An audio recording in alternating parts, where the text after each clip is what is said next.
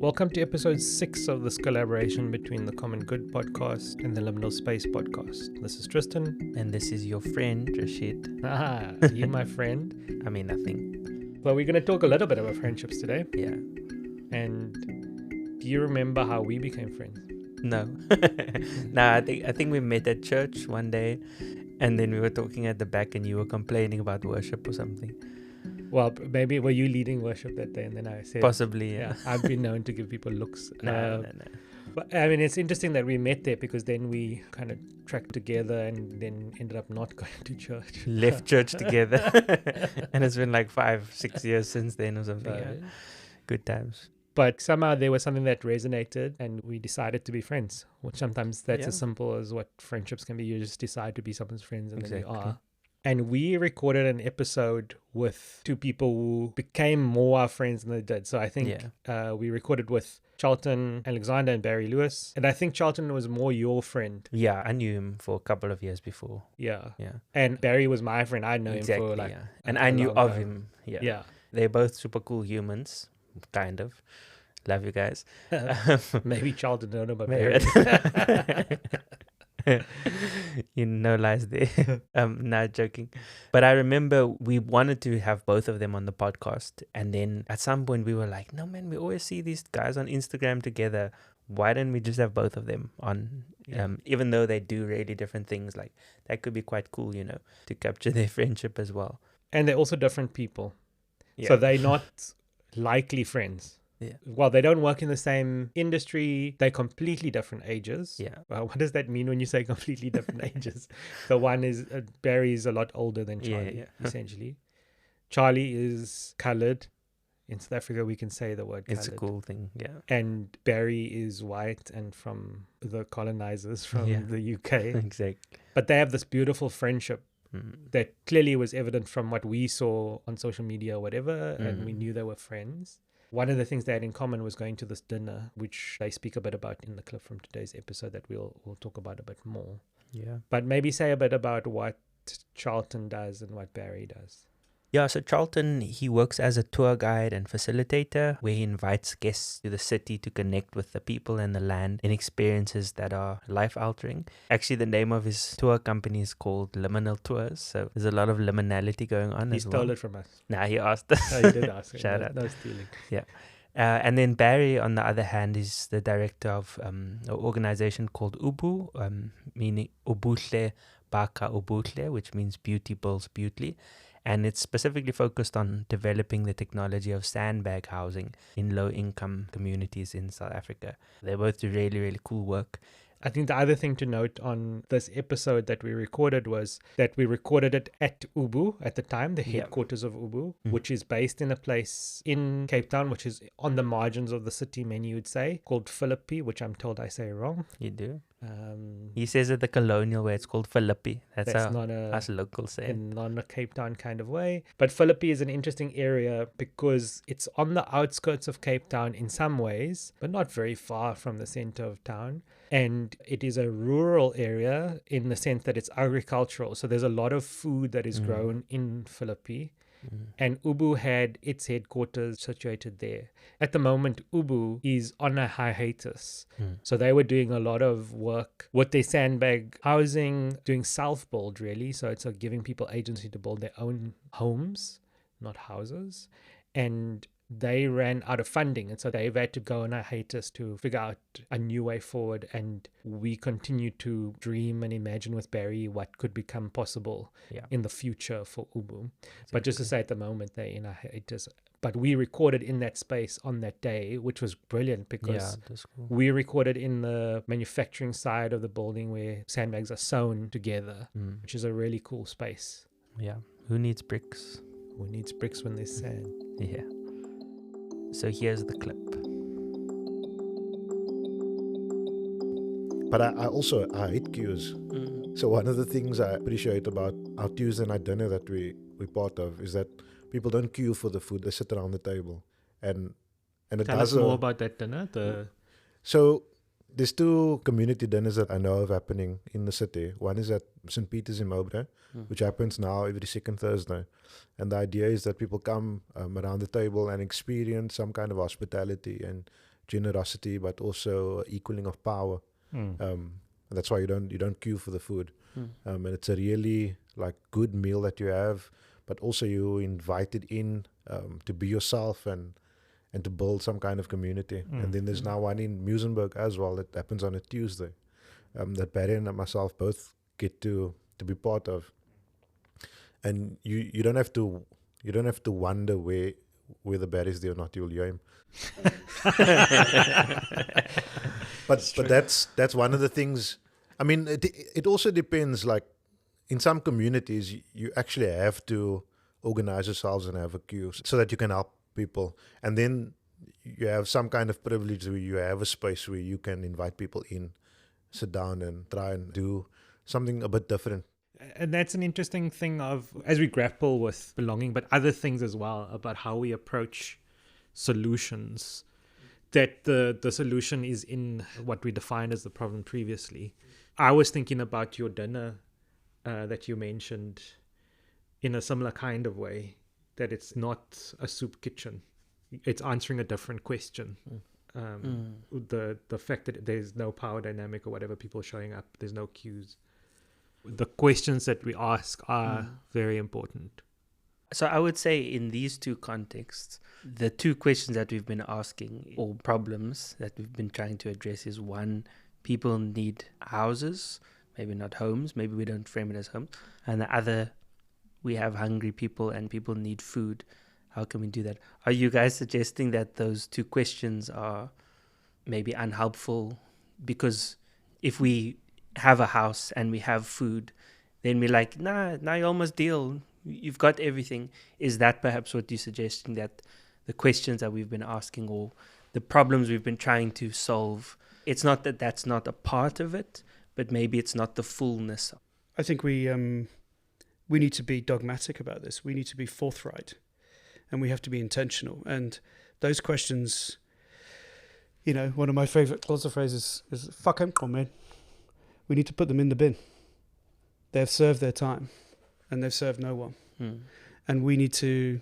It's too basic. And if you listen to Samuel from New Hope, listen to him talk about what is necessary for someone to go through a journey of getting out of homelessness. It is a multifaceted, connecting narrative. It's a multi-connecting, relational thing. It's not about food or, you know, I just need a job. It's multi. Of course, It is multiple. And I think, you know, in the same way that the apartheid city has erased, we need to get aggressive with some of the very lazy questions that just are not generating anything new. As an architect, as a designer of the city, if it's not working, then don't do the same thing. Stop it. Immediately. Fuck it and comment now. We need to think differently, which is why I think thinking in more than human realms is helpful. Think beyond just the fact that I'm a designer thinking about a human and we're going to have 2 bedrooms and it's like, no, we've got to, we've been given a whole world. So go to the forest, listen to the forest, hug a tree, learn, and do some research, because there are answers. And I love that, because actually if we enter those worlds, it can actually be fun and generative. But let's do away with the nonsense now. No, man. What I've heard and experienced is that people who... I don't like the word homeless. And the reason why I don't like it is not because I feel weird about it. It's just a very lazy term. You ask someone who's living in Muizenberg, like, where's home? And they'll tell you. So they're not homeless. They just don't have a house. They don't have enough resources to rent or buy or whatever. But the thing about the dinner is hearing people ask you, like, is there going to be meat tonight, or is it vegetarian, right? And I would probably confidently say that if next week we decide that we don't have funds and so we can't provide a meal, and people are there, they might be disappointed. But if you invite them back the next week with the expectation that there still won't be a meal, some of them will come back. I'll surely go back. Mm. Not because of the meal, but there's contact time with some people in the community. So there's a few things that are happening. Like I was saying, it's not just about the food, but it also is about it in some ways. And so people are finding a rhythm. One of the comments coming out of the Thursday one that's happening every second week, people who are attending saying, let's keep it every second week. That way we know the quality of the food is going to remain really good, because it is like a really good meal. Whether it's vegetarian or not, the food is being paid for really well, the people who are working with it, the land, all of those things. And that's what then comes out. People are acknowledging that.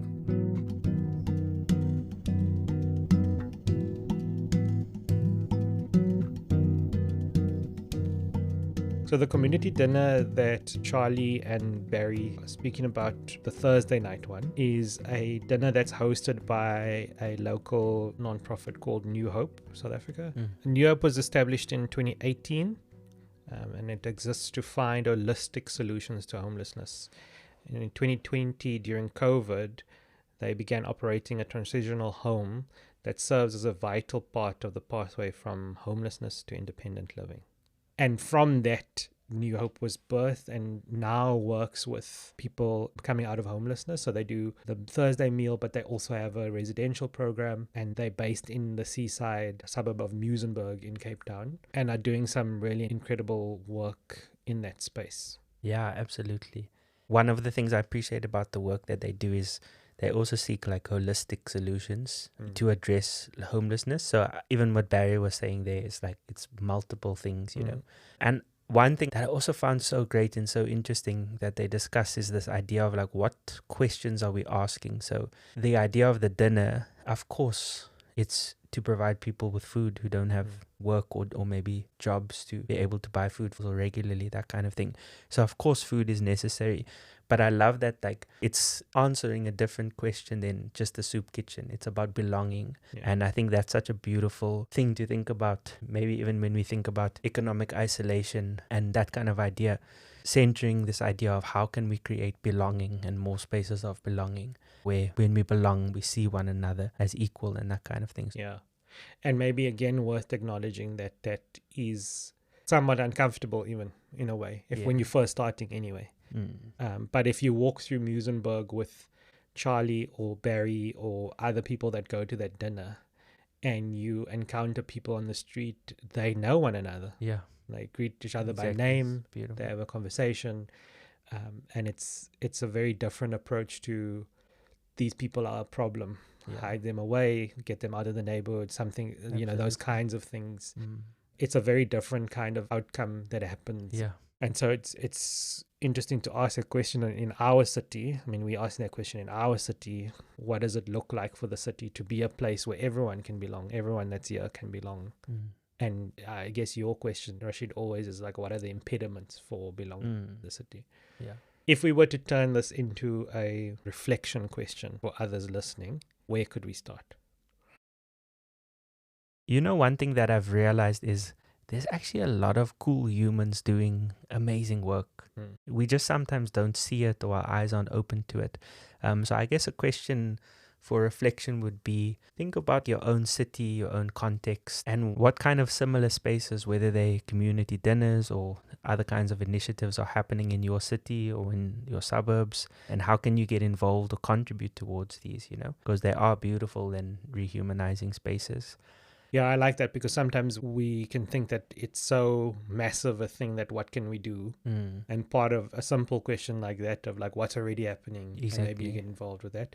A follow-up question to that would be, if you can't find anything like that that is happening, how can you create a space of belonging for people around you? Maybe if you just start with those closest to you and then you work your way out to the margins, like how do I find or create spaces of belonging for those people closest to me? Then how do I create places of belonging to those on the margins? And maybe it's an incremental, just increasing that incrementally. I feel like that's what the dinner is doing in Muizenberg, is getting all sorts of different people on the margins of that neighborhood who are sometimes unseen and invisible to most, into the same space as other people in the neighborhood. Yeah.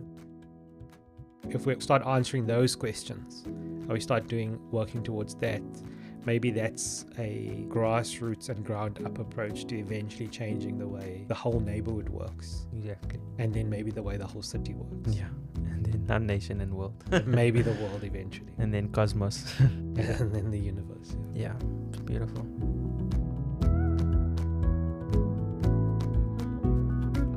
Thank you for being with us today and listening to this episode. As usual, the longer form conversation is on the Liminal Space podcast, and we will put a link to that in the show notes. Yeah. Thank you so much. I'll catch you in the next one.